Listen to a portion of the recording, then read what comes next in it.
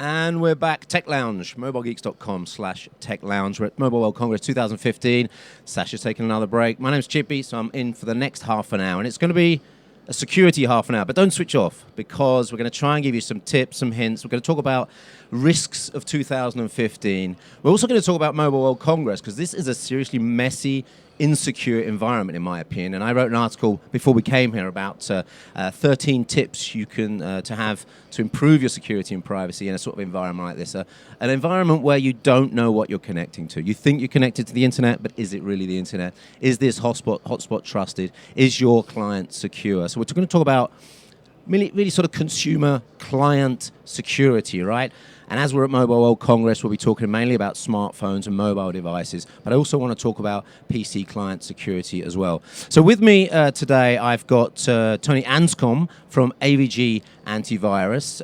Tony's out of the UK. Your company is out of Holland, is that right? That's correct. AVG is a Dutch company. I'm going to correct you, though. I'm actually based out of our San Francisco office. All right, but you've got a... Yeah, I know where you're from. I can hear it. An Englishman can always hear another Englishman. So you're in San Francisco. You're over in Mobile World Congress this week. We'll talk about AVG's products a bit later. But I've got a big list of stuff I want to talk about over the next half an hour. Let's just talk about, in general, Mobile World Congress and this horribly messy environment of thousands of hotspots, clients all over, client PCs and smartphones all over the place, actually with some really nice data on them from business people that have, I mean, this, if I was a hacker, I'd just be sitting here all day seeing what I can sap out of a hotspot. In fact, I'd sit with a hotspot called MWC free, and I'd have it on a PC, and I'd just be Wiresharking the whole lot and seeing what I could pick out of it. What are the risks here? Let's go over those. Well, that's one of the common things people do is, as you said, is not sitting here looking at the hotspot, it's sitting here with the hotspot. So if somebody does actually put up a network of the same name as the one that's already here, then potentially people will start connecting to it, and that traffic is normally unencrypted, because how much do you encrypt the data from your mobile device? I don't like my smartphones to do stuff, so I use exclusively Google Chrome with HTTPS Everywhere plugin. It's my tip. If you use Chrome, HTTPS Everywhere plugin, everyone should have it, because you need to force those HTTPS connections, right? Yeah, so we actually have a product. I know you don't want to talk about product now, but let me explain what it does, because I think what it does fixes some of that issue. When you connect to a public Wi-Fi spot, obviously, all your data is then unencrypted. So potentially some things are going backwards and forwards that might be disclosing personal information, or somebody might just be interested in what you're doing. Yeah. And bear in mind, somebody might, if you're in a coffee shop and in a crowded place like this, somebody might be looking over your shoulder watching what you're doing as well. I'm very conscious of that here, really conscious of typing in my password and just having people all above me as well, just watching. Yeah, so one of the important things is to actually enable some form of encryption between your device and an endpoint outside, so the other side of the public Wi-Fi, so before you get to that secure server or business server or whatever it is you're going to.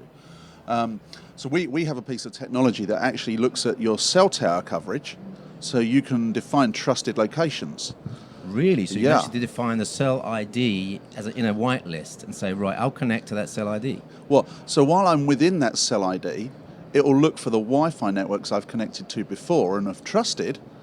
So if I've got, take a triangulation of my home, the office, and the coffee shop down the road, all trusted spots that I go to frequently. When I walk into the coffee shop, do I want to be going through, selecting it, then encrypting it? No. We have some software that will actually look at, that's a coffee shop, we know that, it's within this cell tower. So kind of geofencing solution, right? Yeah. You say, right, in this area, I trust this, and this Wi-Fi network, Yeah, is that how you specify and absolutely. it? And when I leave that cell tower, what it actually does is switch the Wi-Fi off. So also other retailers, I don't know whether you're aware, but some retailers are putting up Wi-Fi spots around their stores to actually watch where you go, how long you spend in certain departments. And it also switches the Wi-Fi off so they can't see you either. Now there's a really big benefit to it. It saves battery power. Absolutely. I love that. I actually like that. I've never thought about geofencing your Wi-Fi and saying, right, if I'm outside this area, just switch the Wi-Fi off, not needed. Can you also switch things like the location subsystem off, or even temporarily disable 3G for 20 minutes or something? Unfortunately not yet, but we've done it for Wi-Fi. Potentially, there's other ways we could use it too. Yeah? So location is it's one of the things I really don't like, right? Location subsystem, and let's take a smartphone, you switch it on, and then every app that you've given permissions to access your location suddenly has access to your location. There's no fine-grained control. One of the problems I have with Windows smartphones is that Cortana requires location to work. So you have to switch the location subsystem on, which then means all the apps that were given permission to locations can suddenly access your location and do whatever they want with it. I don't want that. I want location off most of the time. Well, of course, that depends on which handset you're using. So Apple did a really good job, in my opinion, on version 8, where they introduced granular location services. So I can actually turn around and say, this app can only have my location while I'm using this app. Right.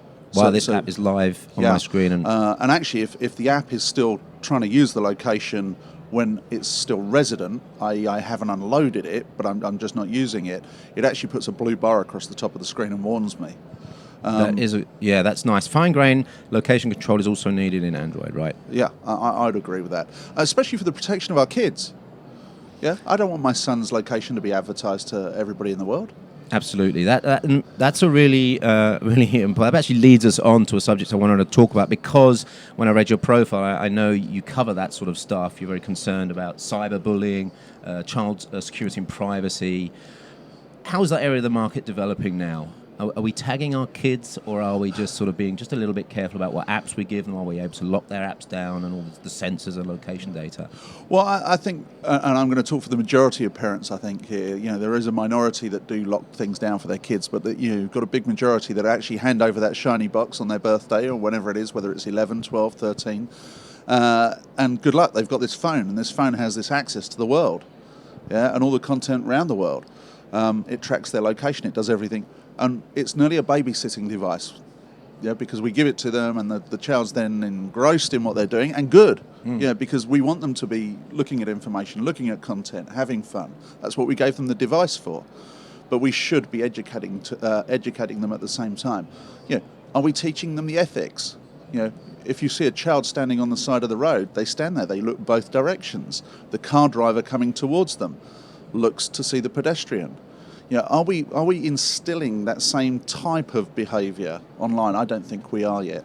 No, I think you're absolutely right, and it's not education of the kids, the actual parents need the education. It starts there, You remember Green Cross Code Man in the UK, yeah? Like the Green Cross Code Man used to stop the kids and say, hey kids, don't cross the road without a green man, yeah? That's a sort of public service advertising we actually need on TV to tell the kids, hey, look, don't share that Facebook photograph public, right? Because in 5 years, you're really going to regret it, maybe, Those sort of ethics need to be taught to the kids, but I'm not sure that the parents have the skills to do that. Where do we go? Do we use governments and education systems to teach the kids, or do we teach the parents? I think you teach both. We ran a survey last year, because we look at this very seriously as AVG, because we want kids to be safe online. We ran a survey and we talked to teachers. And interesting, parents expect the schools to teach this as a subject. Now, in certain countries, like the UK, in fact, it's a mandatory curriculum subject. But in, for example, the US, it's not. So there's this disparity between different countries. But even in the UK, only 28% of teachers had any formal training to actually teach the subject. So there we go. We're already expecting educators to do it, and the educators haven't had any training. So I think there's a lot of work to do, a lot of work. You're absolutely right. And so teachers need the training, parents need the training, and I think some sort of public service advertising is also needed, right? Like those old don't smoke in bed adverts, you need be careful with your internet, be careful with unknown hotspots, don't just connect to anything. All this sort of education needs to happen. Cyberbullying, that's a big problem, right? This is happening, and I have a daughter who's 14. She knows it's happened in her school. I mean, I've talked to her about it. She hasn't told me of any personal issues she had, but this is getting really close to me. It's only one kid away from me that's been cyberbullied, It's happening all over. Yeah, I think there's two sides. My personal view on this is there's two types of cyberbullying. There's cyberbullying, my son has red hair. Yeah, if somebody calls him Ginger, he's got red hair. It's not not unexpected. Right. If somebody says that online, is that cyberbullying? I think that's actually just maybe a little banter between children in the same way that you and I would have had that in the playground. Sure. And in some cases, it's good. It toughens you up. It's the real world, right? I mean, it does a little bit of that is quite good. Well, I might call him Ginger every now and again. So, what a dad. Yeah. But the more serious cases where actually it becomes a life of its own and your child becomes withdrawn and actually starts then answering the cyberbullies. In life, we're taught to walk away, aren't we? Yes. Unfortunately, online, it's much easier not to walk away because I can write one sentence and post it back. Yeah. Whereas actually in life, I may have crossed the street and walked up the other side of the street. We need to teach our kids, one, not to respond, and also collect evidence. Right. Okay. And expose that evidence to parents or to authorities. Yeah. To both. To go to the parent, go to your school, go to whoever it is you trust to take that information to. Make sure you're collecting that evidence and go to somebody you trust and let them do something with it. Parents typically run straight to the school. So it's a challenge for schools, as we've just said. School teachers are not trained to deal with this, but the first place as a parent we go is the school. Yeah. So, tips for kids. What would be your sort of top 5? I don't want to put you on the spot. You just ran all the way from your booth, I know that. You're still out of breath. But top 5 or top 3 tips for kids and smartphone usage. Let me give you one for parents first. All right. Yeah? Okay, let's start with the parents. Talk to your kids. Yeah, that is the number one tip. Have an engaging conversation. The phone is not something for them to sit in a corner using and you not to know what they're doing. Actually ask them what they're using. Run the same apps. If they're running some sort of game or something, Snapchat. You need to know about Snapchat, right? Run it, see what it is. You might not want to use it, but if you don't understand what it's actually doing, then you can't have an active conversation with them. It's absolutely right. It's actually the reason I installed Instagram is because my daughter's using it. I need to know, okay, what is the risk here? What sort of people are on this network? What sort of themes are going on? And hopefully she's turned off the location. I tell her about that all the time, but in fact, only this week she got 3G data. It was her 14th birthday. And I finally gave in and said, all right, here's your mobile data. So she generally only used the data connectivity at home. So he said, I'm a mean dad. I'm just trying to save money. but actually, that's a really good point. So that's one of the tips I give kids is make sure you're not taking pictures and posting pictures with the location data. Bear in mind the metadata behind a photograph can easily be extracted from simple tools on the device. I can extract the location and work out exactly where you took the picture. If for example, your daughter was posting a load of pictures from home, post some pictures from school or her friend's house, suddenly I've got this picture of where she is, certain times of the day, and that is something our kids definitely don't want to be advertising. Right. So, location data, location services off if possible, right? Absolutely. Next one would be to set up a Google alert about yourself. Now, you're in the media, so you like to see what's going on, you like to see what's happening about you. Well, kids should be private. And I will say kids really do have a good understanding of actually keeping themselves back. You mentioned Snapchat. Why did kids adopt this type of technology? That's because true. They want to keep their content to themselves or to their group. Set up a Google alert on their name and actually have Google ping them when new things appear in the search engine based on their name. It'll allow them to see if they've made any mistakes. And That's actually lock that content down. It will also show them if somebody else is posting things about them in the public domain that maybe they weren't aware of. Yeah, that's a really good tip. So tip number 2, create a Google alert for yourself. That's your kid's name as a search term, and then at the bottom of the page, you can set the alert, right? And it's an email alert that comes through and alerts you if there's any new details, any new search results that come up for that. So that's tip number 2. So the third challenge I give kids is to make your parents put their devices down. Oh, this is a tough one. Your parents tell you spend too long on the device. Yeah, your parents are doing it too, and actually it's a challenge in both directions. It is a real challenge. Yeah. Meal times and after 9 o'clock at night, have somewhere in the house that all the devices go. Put them in a basket and actually talk to each other over the meal table rather than talking to each other on the phone. Yeah, I think that's different in different countries. I live in Germany, and that's a place where smartphones are not out all the time as much as they are in the US. I mean, the classic ones, you go to a restaurant in the US, everyone's got the smartphone out and it's taking a picture of the photo of the food, right? That doesn't happen so much in Germany, and I like that. So it does depend on where, the sort of social structure you have and the culture that you have. But yeah, it's a great there's tip. definitely different countries here. I mean, if I go in a coffee shop in the US without a laptop, I'm the only one without the laptop. If I go in a coffee shop in the UK with a laptop, people look at you and wonder what you're doing. Oh, really? Okay. So it's still a little bit, I was going to say less advanced, but a little bit more traditional in the UK, right? Yeah.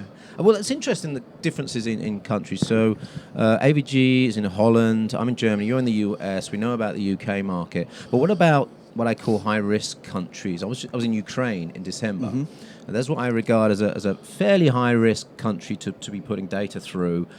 It's a country that has data networks owned by Russia. It's a country that doesn't have any control over SIM cards. You just pick up a SIM card and you work with it. And it's a country that doesn't have the highest quality networks, I would say. I mean, they're trying to do stuff at a very low price, and that means things get either missed or misused. Any other countries? Let's say we go on a holiday to, I don't know, South Africa. How's South Africa in terms of privacy and security, or what's a really bad country to go to on holiday? Let's take Brazil, because Brazil is an emerging market, and Brazil has gone very mobile very, very quickly. And actually, if you look at the adoption of like social media in Brazil, people have gone directly to social media. So we've kind of bypassed a piece in the middle, which I think makes it a super interesting country. So if you look at, for example, let's come back to kids just for the moment. If you look at the adoption of social media of under 13-year-olds, which of course is against most social media policies, it's far bigger in Brazil than it is anywhere else. Right. And parents post a lot more information about their families online. So in a country like that, I think you have a greater risk because they're posting more because they haven't had that same education that you and I have had. Right. Of growing up through a PC environment, then into the mobile environment. They've missed that piece in the middle. And I think that's the same in India as well. There's another country that's going straight to mobile, right? Absolutely. So we need to educate those people on actually thinking about. And you live in Germany, so you live in one of the most conscious countries in the world of this. We have to educate those people about thinking about what they post. Our information is ours, and I have no problem sharing some of my information. Yeah. But I need to know what I'm sharing with who and what they're going to use it for. So I need that disclosure. Yeah. And that's the most important piece. Right. We're all willing to share something different. Yeah. But as long as we understand what we're sharing and with who. Yeah. Education. All right, let's talk about AVG's products now. You have a range of products. You've been going since, 2001? I don't know. We released our first antivirus product in 1992. 92. And we released our free product, which is how a lot of people know us, for PC in 1997. Oh, wow. Okay. So you've been going since 1997. That's a free antivirus, and it's extremely popular. You have 200 million customers, right, for AVG? 200 million active users of our software. Really? Yeah. Well, that's a big number. So you know the market. Yeah, 100 million of them on mobile. Really? So this is your mobile security product. So is that right? Yes, that's correct. Half of so for me, PC client is the traditional sort of antivirus platform. But you're saying half of your customers are using your mobile client software. Correct. We are the number one downloaded security app in the Google Play Store. Well, you better tell us about that software then right now. Yeah. So firstly, let's ask you the question: do you have antivirus on your mobile device? Nope. So there's an education problem, isn't there? Because there is malware. Cyber criminals. It's not the game that you and I knew when we grew up with PCs of the blue screen or the Pac-Man running across the screen. This is now about crime, fraud. It's about money. It's a business. Absolutely, I totally agree with that. So cyber criminals want to steal your identity, your information, your money, and they want to not be seen. It's not a badge of honor of how many devices I infected. So think of the mobile environment where actually you're carrying so much personal information, and it's got a direct billing method because the phone is attached to your contract. So if in some way I can get phone calls made or I can communicate, that's a lot different to what it was on the PC. So the risk is actually very much there. Yep. You download different apps. Do you ever read the privacy policy? Sometimes. The permissions? Yes. Yeah, always? No. Yeah, and do you think about the permissions that an app has based on the features and functionality of the app? Yeah, I do. It's actually one of the reasons I didn't install the Facebook chat app. Too many permissions it wanted. And so, funnily enough, though, I was forced this week, because of my team is using Facebook chat, to install it. So finally I had to give in. So even though I knew the risk, even though I didn't want that permission to be given to Facebook, a business need forced me into it. I'll deinstall it when I go, and obviously I'm being careful as I go around here at Mobile World Congress. But it's a really important thing. Permissions is one of the... And the smartphone, what an attack vector is that? That's fantastic, isn't it? All that connectivity, all that personal data, connected to so many third parties, sharing of data and the billing thing. And not only that, we're probably storing passwords on there in clear text in some sort of folder somewhere.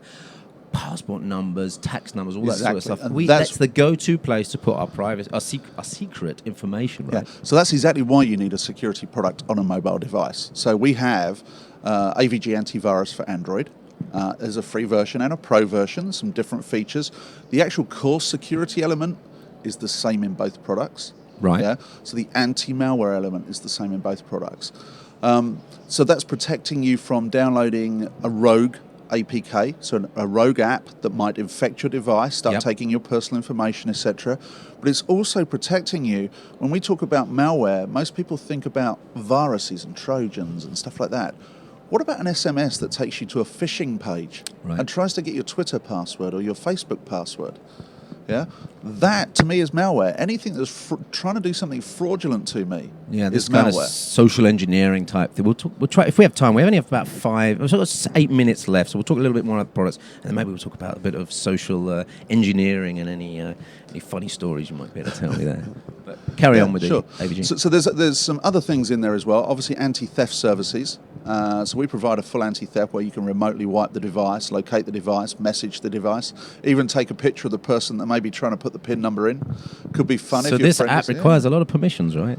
It does, yeah. But we're a security app. Yeah, we trust you. Yeah, I was going to say we're a trusted person, and we're implementing easy privacy policy notices as well on the devices, so you can actually read them in real English, and it's really easy.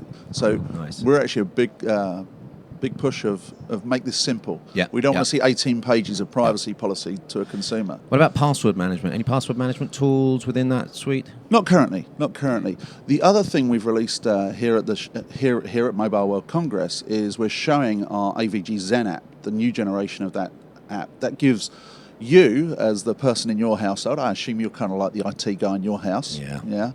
It gives you a dashboard so that you can manage all the Internet of Things in your house. So you can start managing all the other devices, tablets, PCs, Macs, or whatever it is you've got.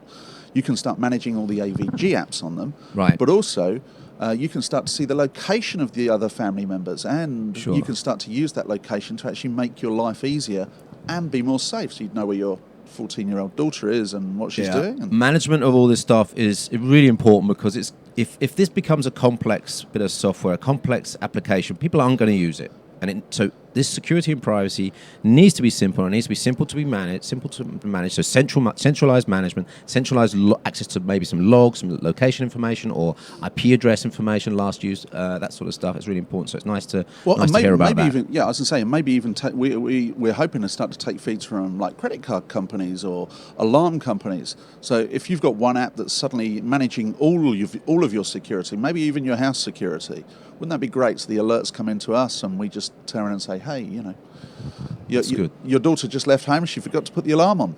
Yeah, you're right. Internet of Things, this scares me.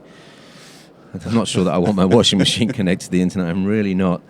Any other product? What about PC client side? Any announcements at MWC? I mean, I know this is mobile focused, but we've got mobile PCs now. It's very... Yeah. No, the other product we've released here at Mobile World Congress actually is for business. Most people know us for the consumer products, but actually we have a big business range. I mean, we have a full RMM solution, remote management and monitoring solution. Right. But what we've added to that here is AVG Secure Sign-On.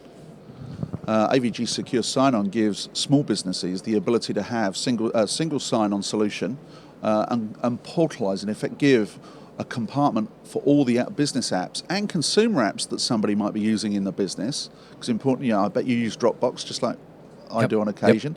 So a consumer type app in the business, put them into a wrapper that allows you to manage them as a business. If you look at data breaches last year, we saw lots and lots of data breaches. There was a study I read at the end of last year, 70% of small businesses have had a data breach. Yeah. That actually doesn't surprise me, to be honest. It doesn't surprise me either, but we tend to only hear about the big ones. It's a shocking number, really. I mean, and it's only a matter of time before people get... I used to run some security services for a company I won't mention because I want to mention that we got hacked. And it was my fault. Luckily, it was on a DMZ. It was on a network that wasn't that important. But, it was, despite all the stuff we'd done, just a matter of time before finally someone found that tiny hole, worked on it, and got into the network. So, for me, it's... well, even if you look at some of the big enterprise data breaches recently, actually, they're socially engineered. Yeah. Well, that is... I was going to ask you... what are the relative risks of, of a smartphone versus the phone call from Microsoft support, the guy with an Indian accent? I've had this, actually put a video up on YouTube when it happened, in my pajamas, 9 o'clock in the morning, the guy, so you've got a bug on your PC. Really? Okay, let's go through this. And if you don't know about this, Microsoft support calling you up saying they found a bug, they're going to talk you through how to fix it. They'll be installing software on your PC or getting you to install software on the PC. And that software is remote access software, which allows them to get in. They plant some software, and then all of a sudden they have control of your PC. And to free up your PC, you'll have to probably pay about $50 or more to get your PC freed up. So that's the scam. Do you know about any more sort of scams like that? Well, no. That's a pretty big one. I mean, as a consumer, if they call you randomly, it's a scam. Yeah. Your bank's not going to ring you and ask you things. PC support people don't ring you and ask you things. When your machine goes wrong, you're ringing them. Yeah, absolutely. Top tip: anybody rings you, take the number and ring them back. Yeah.